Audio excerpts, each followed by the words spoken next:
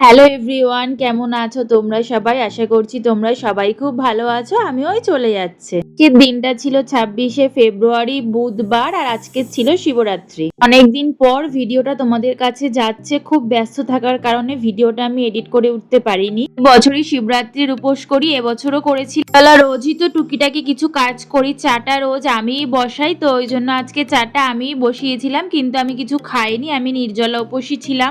আজকে বাঁধাকপি রান্না করবে, তার জন্য টুকটাক একটু গোছগাছ করে দিলাম, ধুয়ে দিলাম, মশলাটা মিক্সিতে পেস্ট করেছি। শরীরটা ভালো লাগছিল না, তাই জন্য একটু শুয়েছিলাম। মা বলছিল কোনো কাজ করবার দরকার নেই, তাও টুকটাক দু একটা কাজ করেছি। করে 11:30 নাগাদ আবার ঘরটা মুছে নিলাম। একবার ভোরবেলা 5টার সময় ঘরটা সবকিছু মুছে নেয়, বেলার দিকে আরেকবার মোছা হয় আমাদের। স্নান করতে চলে গেছিলাম। স্নান করে এসে ঠাকুরের বাসনের এখান থেকে একটা থালা বের করে নিলাম। আমাদের বাড়ির পাশেই একটা গাছ আছে, ওই গাছে না পুরো ভরে ফুল থাকে।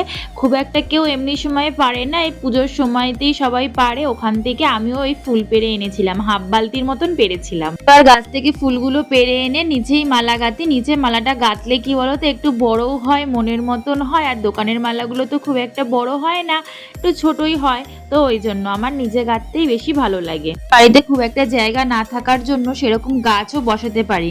যাই হোক, চান করে এখানে মালা গেঁথে নিয়েছিলাম। তারপরে ফুল, বেলপাতা, ধুত্র ফুল, ধুত্র ফল সবকিছু গুছিয়ে রেখেছিলাম। সাথে এখানে পৈতে, সিদ্ধি, তারপর গঙ্গার জল দিয়ে একটু চন্দন গুলে রেখেছিলাম। বাটিতে ঘিটাও ঢেলে নিয়েছিলাম। পরে সবকিছু গুছিয়ে রেখে এখানে একটুখানি আলতা পরে নিচ্ছিলাম। আমার তো খুব ভালো লাগে। যখন ছোট ছিলাম তখন মাকে দেখতাম, মাও পড়তো, আমার ভীষণ ভালো লাগে। এখন মা খুব একটা পড়া হয় না, আমি পড়লে তখন মাও পড়তে চায়, তখন মাকে আমি জোর করে ধরে পড়িয়ে দিই যে না, পড়ো পড়ো পড়ো। আমার খুব ভালো লাগে। এগুলো কি সুন্দর লাল টুকটুক করে, আমার তো খুব ভালো লাগে। তোমাদের কার কার ভালো লাগে এরকম আলতা পড়তে? আমাকে কিন্তু অবশ্যই কমেন্ট করে জান। পড়ার পর তারপর একটুখানি ঘুমিয়ে নিয়েছিলাম। তখন ওই 5:30 মতন বাজে। তখন আমি একটু রেডি হয়ে নিচ্ছিলাম, পুজো দিতে যাব, তাই জন্য লাল পাড় সাদা শাড়ি পরেছিলাম। আমার তো শাড়ি পরতেও ভীষণ ভালো লাগে। তোমাদের কার কার ভালো লাগে অবশ্যই কিন্তু কমেন্ট করে জান। কিন্তু এখানে কোনো মেকআপ করিনি, নিভিয়া ক্রিমটা মেখেছিলাম, তার উপরে একটুখানি ফেস পাউডার ইউজ করে, আর চোখটা একটুখানি কাজল পরেছিলাম মোটা করে। আমি একটু কাজলটা মোটা করেই পরতে পছন্দ করি, আমার প্রচন্ড ভালো লাগে।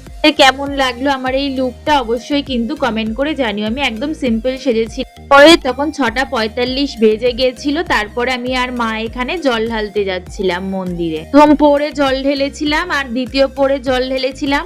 মাঝখানে মাঝরাত্রিবেলা আর যাওয়া হয়নি, তার কারণ হচ্ছে মা বলছে একা একা যেতে হবে না, তো ওই জন্য আর যাইনি। কিন্তু আমি বাড়িতে এসেও আমি ঠাকুরকেও একবার জল দিয়েছিলাম। এখানে আমি নারকলটা ভাঙতে এসেছিলাম, আমার মা বলছিল কি দে, আমি ভেঙে দিচ্ছি। আমি ভাঙছিলাম, আর আমার মা বলছে কি খাসনি তো, ওই জন্য আছে গায়ে জোর নেই, ওই জন্য নারকেলটা ভাঙছে না। এটা কোনো কথা হলো বলো?